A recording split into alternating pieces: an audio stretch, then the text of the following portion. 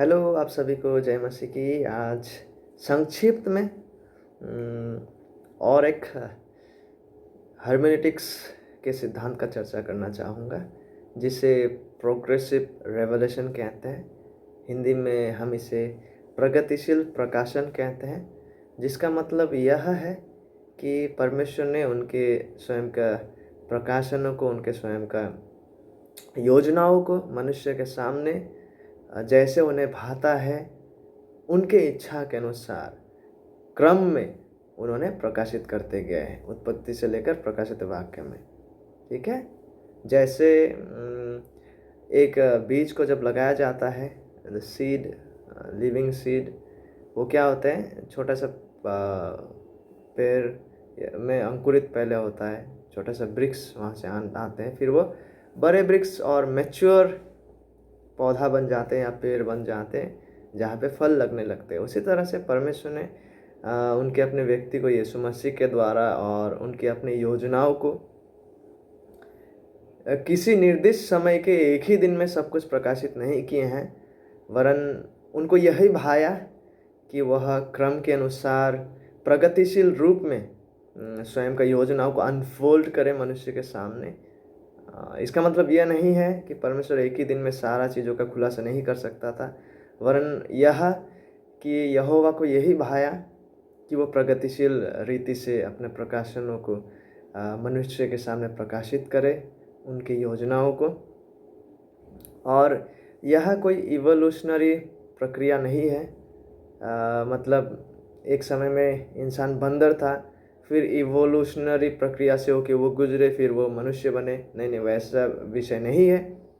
वरन साधारण भाषा में यह है कि परमेश्वर ने अपनी योजनाओं को जैसे उन्हें भाता है मनुष्य के सामने उत्पत्ति से लेकर प्रकाशित वाक्य में विशेष रूप से उनके समय में क्रम अनुसार धीमे से धीमे करके, जैसे वृक्ष पौधा पहले था छोटा सा, फिर वो बढ़ने लगते हैं, उसी तरह से हम पाते हैं कि बड़ा सा बड़ा चित्रण, जैसे हम पुराने नियम से नया नियम में प्रवेश करते हैं और भी अधिक परमेश्वर का योजना का बड़ा चित्रण को हमें दिखाई देता है। और ये महत्वपूर्ण इसलिए है क्योंकि एक उदाहरण के द्वारा समझाने का प्रयास करता हूँ। पुराने नियम में भजन 113 में ऐसा लिखा हुआ है, from the rising of the sun to the going down, है ना, सूर्य के उगने से और सूर्य का ढलने तक परमेश्वर का नाम जो है, the Lord's name is to be praised, उसका नाम को महिमा पहुंचना है, उसका नाम को महिमा पहुंचना चाहिए। तो यहाँ पे देखकर हम यह अनुमान नहीं लगा सकते हैं कि सूर्य का उदय होना, राइजिंग ऑफ द सन, यीशु मसीह का कुंवारी गर्भधान में ईश्वर मनुष्य बन के इस पृथ्वी में प्रवेश करना को दर्शाते हैं। हम ऐसा नहीं कर सकते, हम इस रीति से व्याख्या नहीं कर सकते। और सूरज का ढलना यीशु मसीह का मारा जाकर कब्रस्थ होने को दर्शाते हैं, ये उसी का चित्रण है। ऐसा हम नहीं कह सकते, क्योंकि भजन 113 उनके अपने संदर्भ में इन बातों का खुलासा नहीं करते।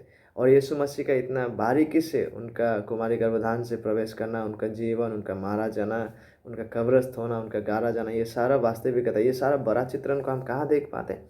प्रोग्रेसिवली जब परमेश्वर इसे दिखाते हैं, इसे हम नया नियम में देख पाते हैं।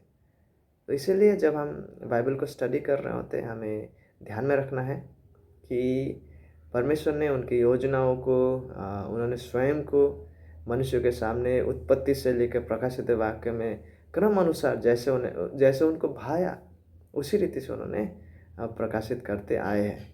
एक ही समय, एक ही काल में सब कुछ नहीं, वरन इन ए प्रोग्रेसिव मैनर, प्रगतिशील रूप में, क्योंकि यहोवा को यही भाया।